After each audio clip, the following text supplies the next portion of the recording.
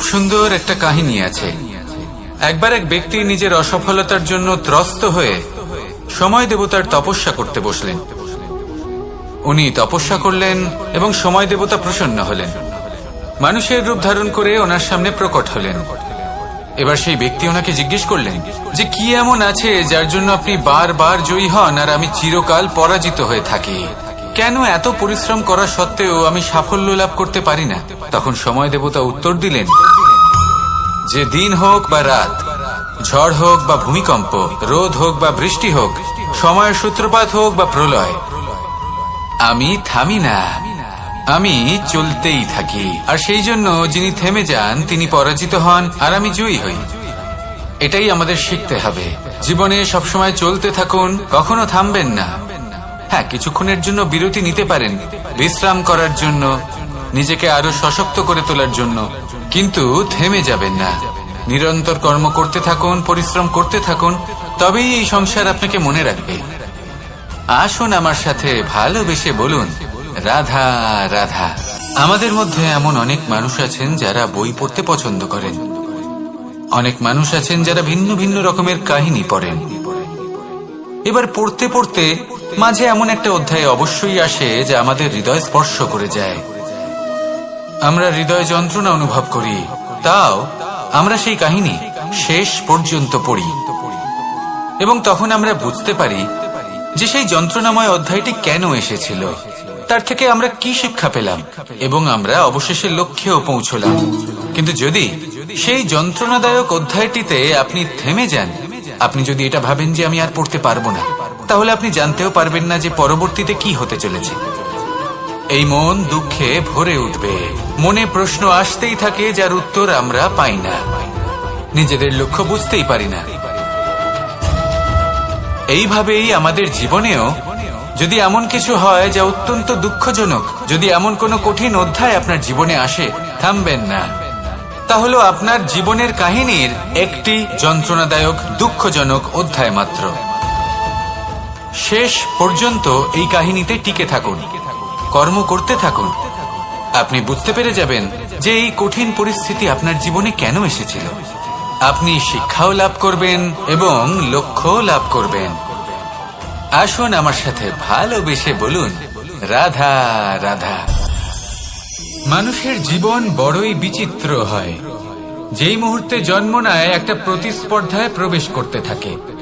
মানুষ জন্ম নেয় আর প্রতিস্পর্ধা শুরু হয়ে যায় ভাই এবং বোনের মধ্যে সর্বশ্রেষ্ঠ হবার, সবার থেকে এগিয়ে থাকার। তারপরে সে যায় গুরুকুলে, নিজের বন্ধুদের মধ্যে সর্বশ্রেষ্ঠ হওয়ার প্রতিস্পর্ধা শুরু হয়। এবার সেখান থেকে বাইরে বেরিয়ে সংসার জীবনে প্রবেশ করে ধন উপার্জনের প্রতিস্পর্ধা শুরু হয়। তা সে যুদ্ধই হোক বা কলা হোক, এই প্রতিস্পর্ধা কখনোই আমাদের পিছু ছাড়ে না। তাই যদি প্রতিস্পর্ধা করতেই হয়, তাহলে আমরা মানুষকে সাহায্য করার প্রতিস্পর্ধা কেন করব না? এমন এক প্রতিস্পর্ধা যাতে যে কেউ জিতুক বা যে কেউ হারুক না কেন, লাভ সকলের হবে।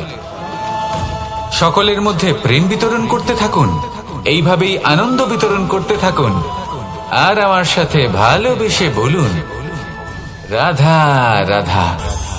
এবার এই পুরুষার্থের বিষয়ে আপনারা অবশ্যই শুনেছেন, মোক্ষ, চতুর্থ পুরুষার্থ। আপনারা কি জানেন এই মোক্ষ আসলে কি? ধর্ম, অর্থ, কামনার পালন করতে করতে মৃত্যু লাভ করা, এটাই কি মোক্ষ? না, মোক্ষ হলো সেটাই যা জন্ম এবং মৃত্যুর ঊর্ধ্বে। প্রত্যেক ব্যক্তি, প্রত্যেক জীবই সংসারে কোনো না কোনো বিশেষ প্রয়োজনে আসে। ধর্মপথে, সৎপথে অর্থ উপার্জন করা, প্রয়োজনকে পূর্ণ করার চেষ্টা করতে করতে সেই প্রয়োজনকে পূর্ণ করা তাকে মুক্তির পথে নিয়ে যায়, যা হলো মোক্ষ। যদি এই মোক্ষ লাভ না হয়, তাহলে মানুষ জন্ম এবং মৃত্যুর এই চক্রে বারবার ফিরে আসবে। তাই নিঃস্বার্থভাবে সদ্ভাব নিয়ে কর্ম করুন, সকলকে ভালোবাসুন, আর আমার সাথে বলুন রাধা রাধা। বস্ত্র আমাদের সকলের প্রিয়, এটা আমাদের জীবনযাপনের জন্য প্রয়োজনীয়। আমরা সবসময় চেষ্টা করি সেই বস্ত্র পরতে যা পরলে আমাদের দেখতে ভালো লাগে। কিন্তু কখনো এই কথা ভেবে দেখেছেন যে কিছু বস্ত্র যদি স্বচ্ছ হয় তাহলে তা পুরনো হলেও দেখতে ভালো লাগে। ঠিক তেমনি যেমন কোনো খাবার যদি মশলাদার না হয়, অত্যন্ত সুস্বাদু নাও হয়, কিন্তু যদি তা গরম হয়, টাটকা হয়, তাহলে খেতে ভালোই লাগে। ঠিক সেইভাবেই যদি কোনো ব্যক্তি সুন্দর নাও হয় কিন্তু তার কথা খুবই মধুর হয়, তাহলে সেই ব্যক্তি সকলের প্রিয় হয়। কোনো ব্যক্তি যদি ধনবান নাও হন কিন্তু তিনি যদি গুণী হন, তাহলে এই সংসারে সম্মান লাভ করেন। সেই জন্য কখনো এই বিষয়ে দুঃখ পাবেন না যে আপনার কাছে ভৌতিক স্বাচ্ছন্দ্য নেই। আপনার কাছে সব থেকে বড় বস্তু, সব থেকে মূল্যবান বস্তু যেটা আছে সেটা হলো আপনার আত্মা, আপনার মন, আপনার বিচারধারা, আপনার গুণ, আপনার কথা। এগুলো সবসময় শুভ রাখুন এবং সবসময় নিজের সাথে রাখুন। এই জীবন সফল হবে এবং প্রেমময় হয়ে বলে উঠবে রাধা রাধা। সমুদ্র মন্থনের সময় দুই ধরনের রত্ন লাভ করা হয়েছিল। প্রথম হলাহল, যার প্রভাব থেকে এই সমস্ত সংসারের জীবের প্রাণ বাঁচানোর জন্য মহাদেব তাকে নিজের কণ্ঠে ধারণ করে নিয়েছিলেন। আর দ্বিতীয় অমৃত, যেটা কিঞ্চিত পরিমাণ মাত্রায় পাওয়া গেছিল। কখনো কখনো জীবনে এমন কোন বস্তু যা আপনি প্রয়োজনের থেকেও অনেক বেশি মাত্রায় ভোগের জন্য লাভ করে থাকেন, তা আপনার জন্য বিষ প্রমাণিত হতে পারে।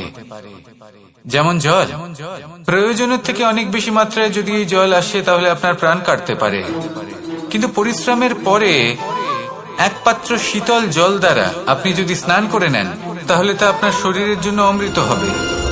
পরিশ্রম করার পরে যদি আপনার শরীর এক পাত্র খাবার লাভ করে তাহলে তা আপনার শরীরের জন্য অমৃত।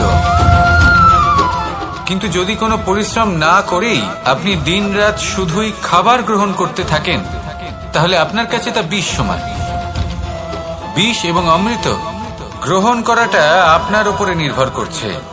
কোনো বস্তু আপনার পক্ষে বিষও হতে পারে, আবার অমৃতও হতে পারে। নির্ভর করছে যে আপনি সেটা কিভাবে ব্যবহার করছেন, কতটা মাত্রায় ব্যবহার করছেন। আসুন আমার সাথে ভালোবেসে বলুন রাধা রাধা। জল, এ হলো জীবনের আধার পঞ্চতত্ত্বের মধ্যে একটি, আর অত্যন্ত বিশেষ। এর থেকে অনেক বড় শিক্ষা পাওয়া যায়। এই জল গন্তব্যের বিষয়ে এর স্পষ্ট ধারণা আছে। ও জানে ওর লক্ষ্য কি, আর প্রয়াস করে ততদূর সে পৌঁছেও যায়।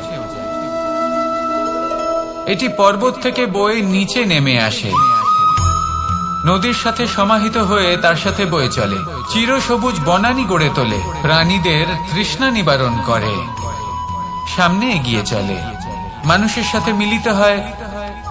যারা একে বাঁধের মধ্যে বেঁধে রাখতে চেষ্টা করে সে বন্দি দশাতেও থেকে যায়, মানুষের কল্যাণ করে।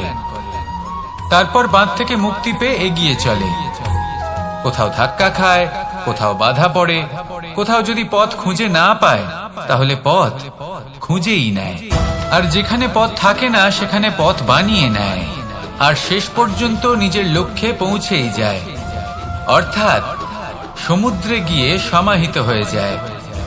আমাদেরও কিছুটা এরকমই হয়ে উঠতে হবে। যেখানেই যাবেন সকলের কল্যাণ করুন, সামনে এগোন।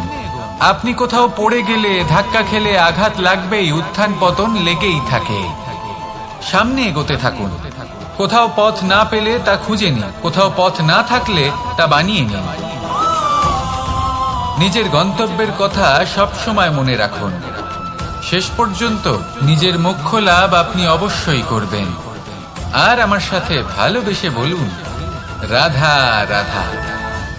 অনেক সময় আমাদের মনে এই ভাবনা আসে যে আমাদের নিরীহ স্বভাবের সুযোগ নিয়ে এই সংসারের মানুষ শুধু আমাদের দুঃখই দেয়। কতবার এমন মনে হয় যে আমরা সবাইকে সাহায্য করার জন্য এগিয়ে যাই আর সকলে আমাদেরই দোষ দেয়। অনেক সময় এমন মনে হয় যে আমরা শুধুই সৎকর্ম করি, সকলের ভালো চাই, কিন্তু সকলে আমাদেরই বিষয়ে খারাপ কথা বলতে থাকে। দুঃখ হয়, কিন্তু আমাদের আমাদের এটা ভেবে দেখা উচিত যে মানুষ আম গাছের গায়ে পাথর ছোড়ে, শাল গাছের গায়ে পাথর কেন ছোড়ে না? কারণ এই আম গাছে পাওয়া যায় মিষ্টি এবং সুস্বাদু ফল। অন্যদিকে শাল গাছ থেকে আমরা কি পাই? শুধুই কাঠ। তাই যদি আপনাকে কেউ কথা শোনায়, আপনাকে কোনো কিছুতে বাধ্য করার চেষ্টা করে, আপনার বিষয়ে অনুচিত কথা বলে, তাহলে নিশ্চয়ই আপনার মধ্যে এমন বিশেষ কিছু আছে যা তাদের মধ্যে নেই। নিজের মধ্যে আত্মবিশ্বাস বাড়িয়ে তুলুন, ধন্যাত্মক ভাব আনুন, সৎকর্ম করতে থাকুন। কোনো